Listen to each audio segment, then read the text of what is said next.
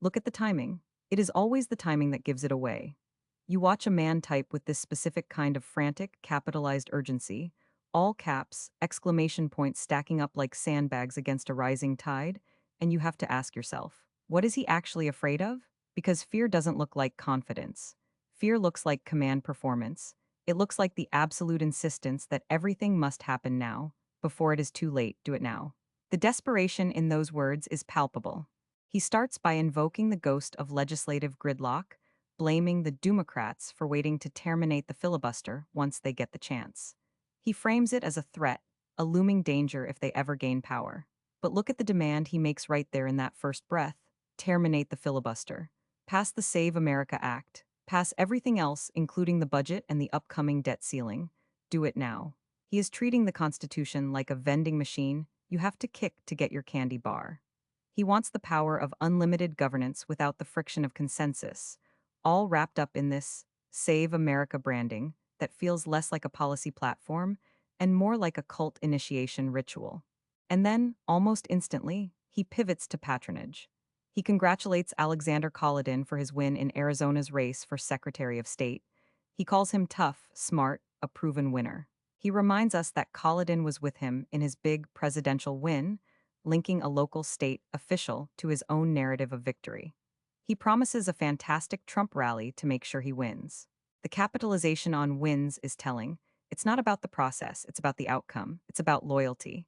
He will never let you down. That is the deal. You give him your vote, he gives you his total endorsement, and in return, you become part of his inner circle of winners.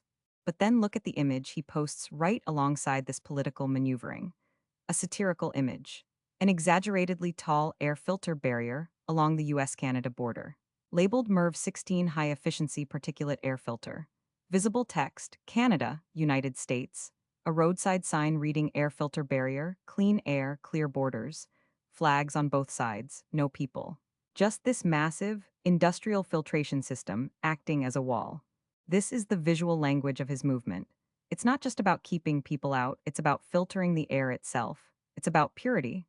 MERV 16 is high efficiency. It catches the smallest particles. It suggests that the threat isn't just physical intrusion, but atmospheric contamination.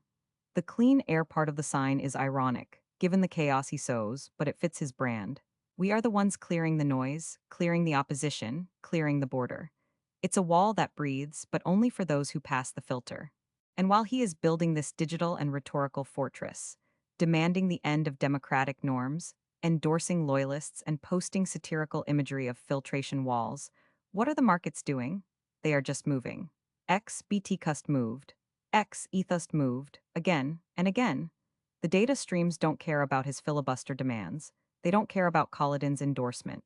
They react to the volatility, the uncertainty, the sheer noise of a leader who treats governance as a series of emergency broadcasts. He wants you to believe that he is the only thing standing between order and chaos. He wants you to believe that if the filibuster isn't terminated, if the Save America Act isn't passed immediately, if Collin doesn't have his rally, then the air will turn toxic. But look at the juxtaposition: the legislative panic, the partisan loyalty, the satirical border wall. It's all one package. He is selling you a world where he controls the filter, controls the legislation, and controls the narrative. And while he types out these demands in all caps, the markets just swing, reacting to the energy of the room, not the content of his soul. The timing is everything. He posts the filter image as if it's a solution, as if this satirical barrier is the answer to complex geopolitical and social tensions. It's reductive, it's absurd. It's exactly what his base needs to see to feel safe. A clear line, a high-efficiency filter, a tough winner like Collin, but you have to look at the mechanism. He isn't solving problems, he is aestheticizing them. He turns the debt ceiling into a do-it-now crisis. He turns a state election into a proven winner contest. He turns a border into an air filter. It's all about control of the narrative, not the reality. And the markets, they move. They react to the instability he creates. BT Cust moves. Ethos moves, not because of his arguments, but because of his presence. His words are the stimulus, and the market is the patient, twitching under the influence of a political stimulant that promises order but delivers only noise. He wants you to focus on the filibuster, on Collin, on the air filter barrier. Don't let him distract you from the pattern. The pattern is panic disguised as power. The pattern is demands disguised as solutions. And the timing. It's always right before he loses control. That's the show. We're on Spotify and YouTube if this earned it, like subscribe, tell a friend. And housekeeping. The machine that writes this gets tuned constantly for cleaner news. The numbers are real, the jokes are not.